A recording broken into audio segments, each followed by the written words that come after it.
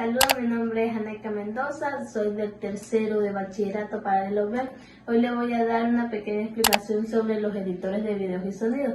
Los editores de videos y sonidos son programas informáticos que permiten modificar, combinar o crear archivos de videos y audio.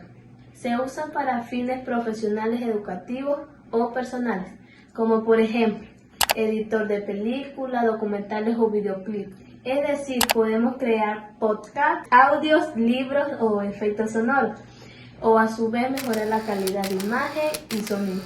Los editores de videos y sonidos pueden tener diferentes características y funciones según el tipo de proyecto que se quiera requerir. Gracias.